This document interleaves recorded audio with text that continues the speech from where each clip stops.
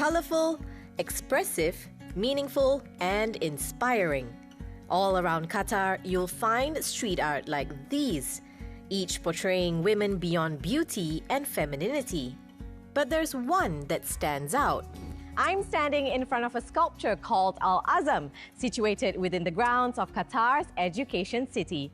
It symbolizes the determination of Qatari women, arms crossed, walking against the wind, depicting strength and solidarity. This month, we celebrate how women are inspiring thought leadership, bridging cultures and collaboration, and driving change in society.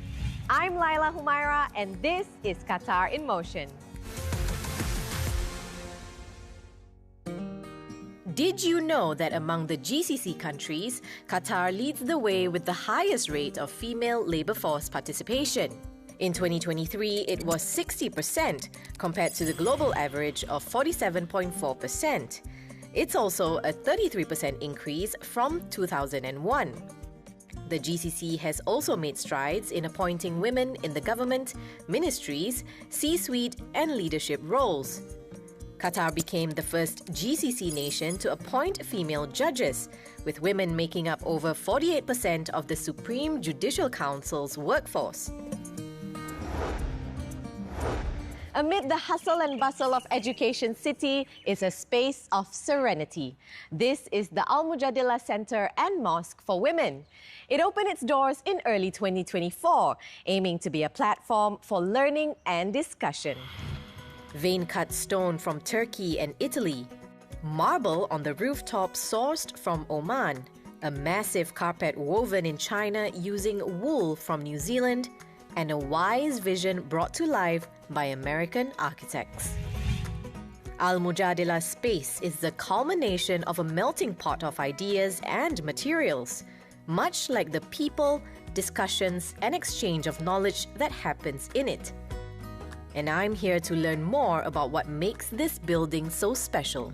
Can you introduce us to Al-Mujadala for a global audience? Put into context what the center aims to do, and what does the word Al-Mujadala mean? At the heart of the project is really trying to create a space for Muslim women. And we do that by trying to ask the question of how can we approach the needs of Muslim women in a more integrated and holistic way. There are intellectual, spiritual needs, religious needs, personal needs, familial needs, professional needs. Al-Mujadala translates into she who discourses, or she who speaks, or dialogues. It represents a woman asking a question, a woman who's rooted in her faith, a woman who's identified a social problem, and a woman who wants to find an answer to that specific challenge within her community.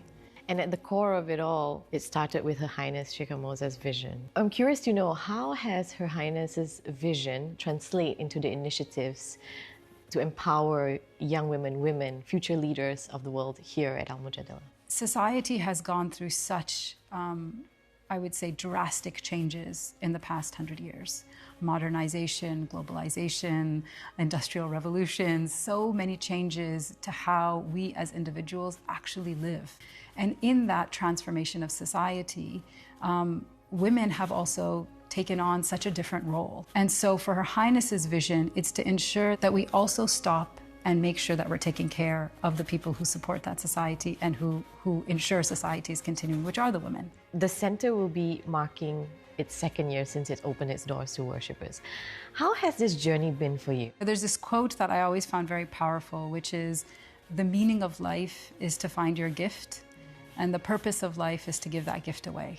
And in many ways, I feel the last 2 years at Mujadala, that really encapsulates what's happened, both for me as an individual, also the women that work here, and the women that come to Mujadala. It's become a really open space for women to come, a space of self-discovery, a space where they are identifying their gifts, and then beautifully, Mujadala is the place where they can then give those gifts back to community. And for me, that is a really beautiful thing to witness.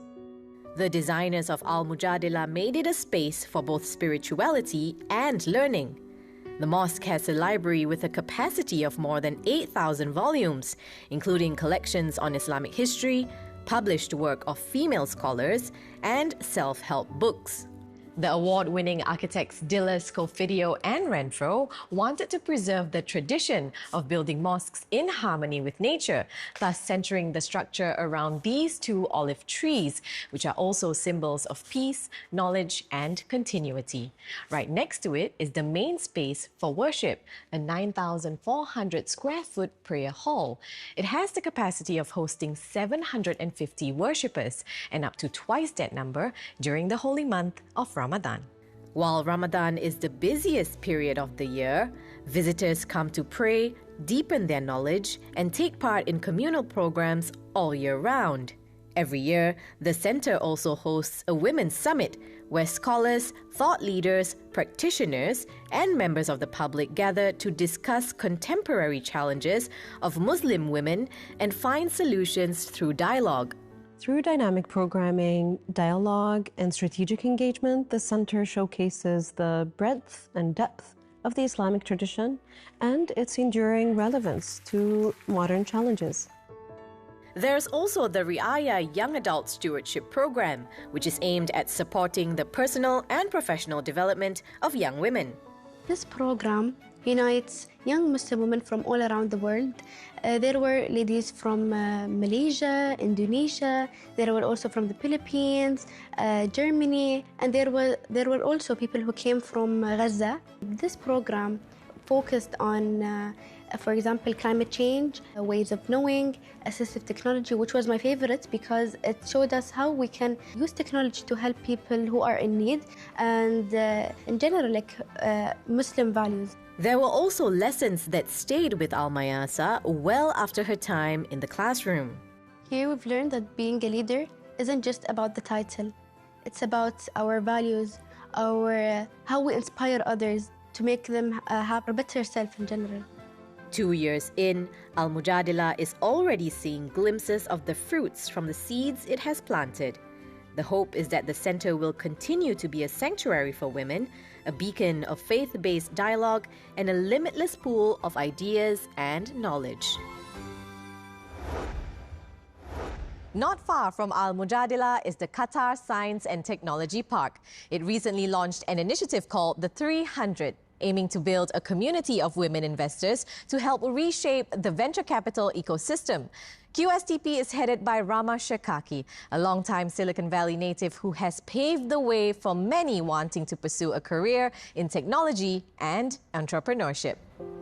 We did some focus groups to see the sentiment towards investing, whether women were interested in investing in deep tech and impact, and the response was a resounding yes. I think it's a fantastic time because the number of startups that are being attracted to Qatar or that are growing out of the education ecosystem in Qatar are growing exponentially.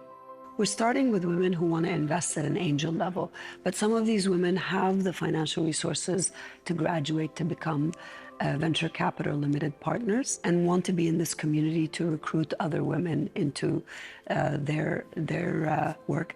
That will change the landscape dramatically because once women come in, who they'll invest in, what they will invest in will be radically different, and that will create new economies, I think, and new green spaces to invest in.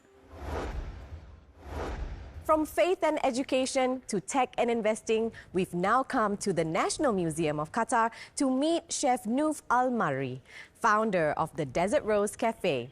She's blazed the trail for Qatari cuisine, putting the country on the Michelin Guide and on the map as a culinary destination of the world. ديزرت روز بيتي الثاني هو مش مجرد طبق ان احنا نسويه وخلاص. استمتع مثلا لما يجوني كبار السن يقعدون معاي يقولون انت رجعتي لنا 30-40 سنه ورا، وهاي الشيء يلامس فيني الكثير وهاي الشيء يخليني اتحدى نفسي اكثر. عندي شغف كبير للمطبخ القطري واكتشفت هاي الشيء من يوم عمري تقريبا 9 سنوات. والفضل لوالدتي الله يطول في عمرها، دائما كانت تعطيني تفاصيل المطبخ القطري، خلت فيني شغف كبير ان انا استكشف البهارات. دائما كنت اروح معاها سوق واقف نستكشف البهارات، نطعم البهارات. لما الشخص يذوق هاي الطبق يعرف ان هاي الطبق طبق شيف نوف. أنا سعيدة اليوم بالتعاون مع مؤسسة QC بلس اللي أنا أشوفها هي ثقافية، هي تخص الضيافة. مثلنا دولة قطر، خارج دولة قطر، من إيطاليا، فرنسا، وإن شاء الله نقدر من خلال جهد الفريق ومن خلالنا احنا نوصل المطبخ القطري للعالم ان شاء الله. طاقة الأكل جدا قوية، طاقة الأكل توصل القلب، توصل العقل. أنا عندي كتاب اسمه تيست أوف قطر، كتابي حاطة فيه كل أسراري، كل وصفاتي، يعني تفاصيل التفاصيل. أنا أورثها من جدتي، من أمي، من خالتي، من هي أو أجيال تتوارث، فلازم إحنا نعلم، لازم الواحد. أنا أشوفها بالنسبة لي هاي أمانة، في أجيال شفنا ما راح تدوم، هو جيل بعد جيل، إحنا لازم انتشارك، لازم نقوى في بعض. أي شيء يعني لي الكثير، ودايما أنا اللي أسويه الحمد لله حق بلادي قطر. أنا اليوم فخورة بنفسي كثير كامرأة قطرية الملهمة. سعادة الشيخة المياسة بنت حمد آل ثاني أحب أوجه لها شكر خاص على دعمها، وعلى أنا دايما أشوفها مثال للمرأة القطرية، للمرأة الناجحة، للمرأة المجتهدة.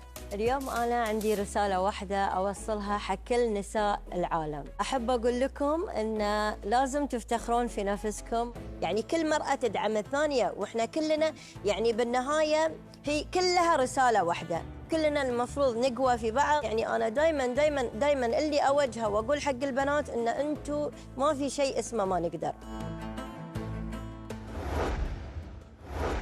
So, as we reflect on the role women have played in our societies and how women will continue to shape the future in many different fields, places like Al-Mujadala have shown that faith-based leadership can be blended with a contemporary approach to fuel women's advancements. That's all the time we have for now. Thanks for watching Qatar in Motion, and see you next time.